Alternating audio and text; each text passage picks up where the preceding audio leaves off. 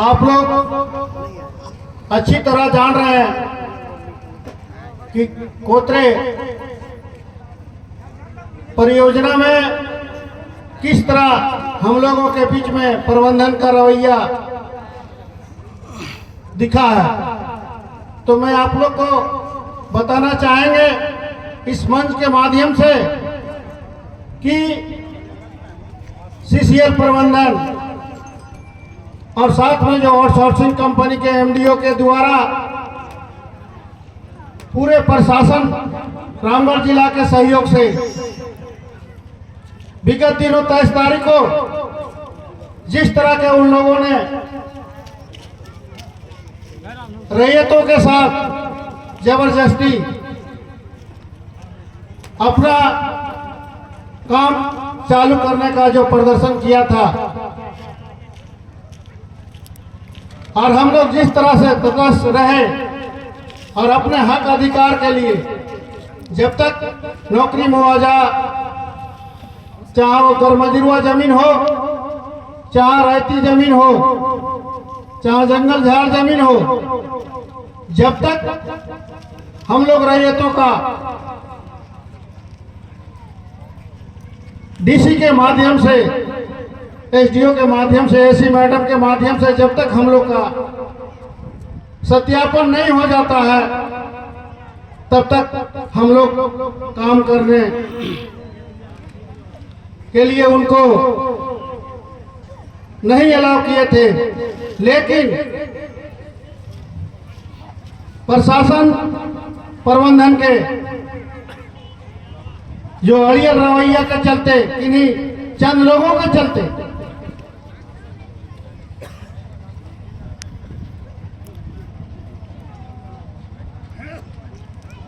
अभी सूचना है, हमारे साथी विस्थापित नेता माले के हैं लाली बेदिया जी मंच पर आने का कष्ट करेंगे।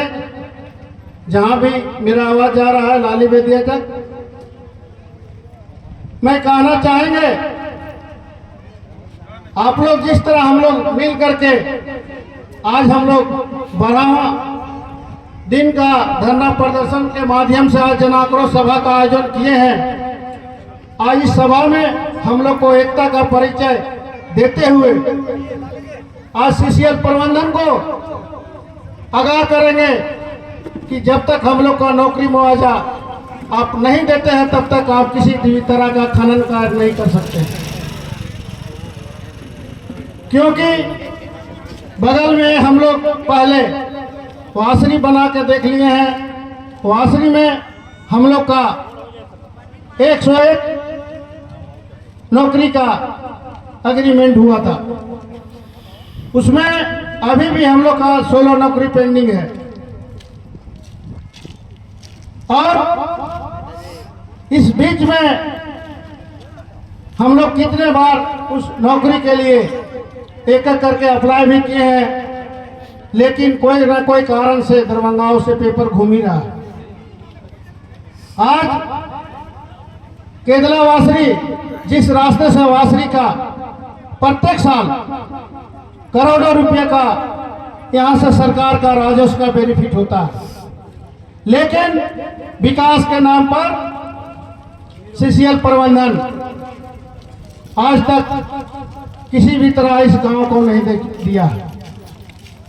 आज विकास के लिए डीएमटी फंड का सरकार के माध्यम से दिया गया है। उस पैसे को ये लोग जिला में पार्क बनवाते हैं, कहीं स्विमिंग पूल बनवाते हैं, कहीं क्या बनवाते हैं, लेकिन ग्रामीण रैयतों के लिए स्कूल, शिक्षा, पानी का व्यवस्था का जहां तक मांग किया जाता है तो उस कामों में ध्यान नहीं दिया जाता।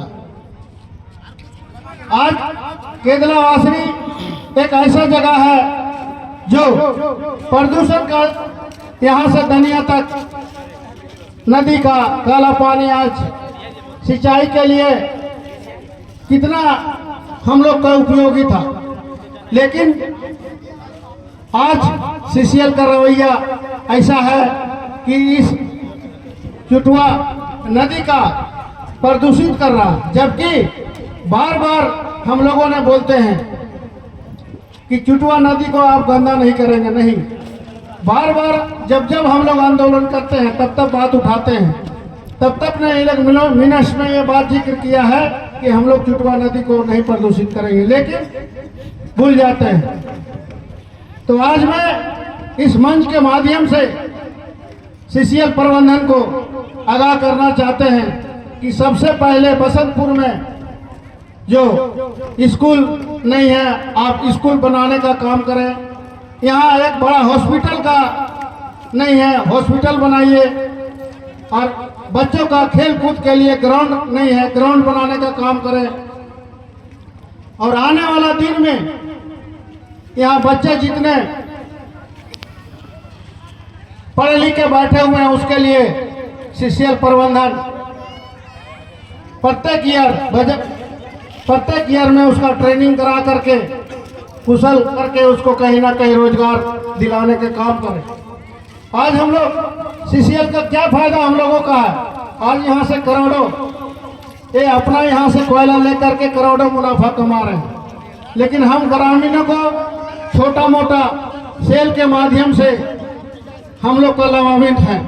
बाकी तो मेन कोयले का ये बिजली यहाँ से जलती है पूरे दिल्ली का, यहाँ का कोयला से पूरा देश इंजोला होता है। लेकिन हम लोग बसंतपुर में आज हम लोग 30-40 साल होने चला, आज वही बिजली का तार जर्जर है।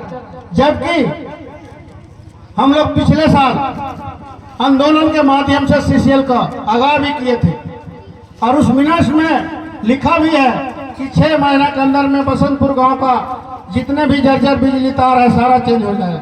लेकिन अभी तक ना टेंडर हो पाया है, ना हम लोग का बिजली तार चेंज किया। और बहुत सारे मुद्दे में हम लोगों को 3 महीना 6 महीना के अंदर में काम करना था। इससे साफ पता चलता है कि प्रबंधन हम लोग रैयतों के बीच सिर्फ छल कर रही है। तो आज ये नया प्रोजेक्ट जो सीसीएल प्रबंधन चाहती है कि बिना नौकरी मुआवजा दिए हुए चाहती है कि हम कोतरे प्रोजेक्ट को माइनिंग के काम चालू कर लेंगे। आज मैं सीसीएल प्रबंधन से पूछना चाहते हैं, वैसे पदाधिकारी से, आप बताइए कि आप कोतले प्रोजेक्ट में किस रास्ते से आप जाना चाहते हैं और किस रास्ते का जमीन आपका है जो आप नौकरी मुआवजा दिए हैं। हमको जैसा पता चला है कि रास्ते का अभी जमीन का आपका एनओसी नहीं मिला। जहां तक आपकी कोयलेरी खुलना है, जहां आपने पूजा किया है, उस रास्ते का आपका अभी सरकार से एनओसी नहीं मिला। तो आप कैसे जबरदस्ती पूजा करके काम करना खनन चलाते हैं? तो इन बिंदुओं पर हम लोगों ने उनको आगाह कर रहे हैं, जब तक रास्ते का जमीन का आप सत्यापन हमको ना करके हमारे साथ अब हमको सत्यापन पेपर नहीं देते हैं, तब तक आपको इस रास्ते का यूज करने नहीं देंगे। दूसरी बात है, आप बोलते हैं कि फॉरेस्ट का जमीन का हम लोगों ने एनओसी लिया है, तो फॉरेस्ट का जमीन में हम काम करेंगे। तो फॉरेस्ट का जमीन में आप एनओसी लिया है, बहुत अच्छा बात है, आपको सरकार दी है। लेकिन फॉरेस्ट के पेड़ काटे हैं, उतना पेड़ आप कहाँ लगा रहे हैं? आप जनता को बताएंगे ना। जितना आप फॉरेस्ट का पेड़ काट करके उजाड़ रहे हैं, उसमें कितने जीव जंतु प्राणी रहते हैं, वो लोग कहाँ जाएंगे? और उतना पेड़ कहाँ लगा रहे हैं वो आप जनता रैयत को बताएंगे? वो भी बताने का काम करेंगे, तब ना फॉरेस्ट में काम कर लेंगे। और हमारा आज ग्रामीण रैयत फॉरेस्ट का जमीन, आप कहते हैं बार बार कि फॉरेस्ट का जमीन मेरा है, तो फॉरेस्ट का जमीन जब आप थे तो 40 साल से, मेरा 50 साल से पूर्वज खेत बना करके जो जीविका पार्जन कर रहे थे, तो उस समय आप एक बार भी क्यों नहीं आप बंद कराने आना सनहा दर्ज किए कि मेरे जमीन में आप खेती बाड़ी कर रहे हैं? सो उसमें आप कहाँ थे? आज हम महुआ का पेड़ को बना कर रखे हैं। महुआ का पेड़ से हमारा जीविका पार्जन होता है। साल में हम लोग महुआ चुन करके ही उसको अपना जीविका पार्जन में लाते हैं। और उसमें आप कहाँ थे?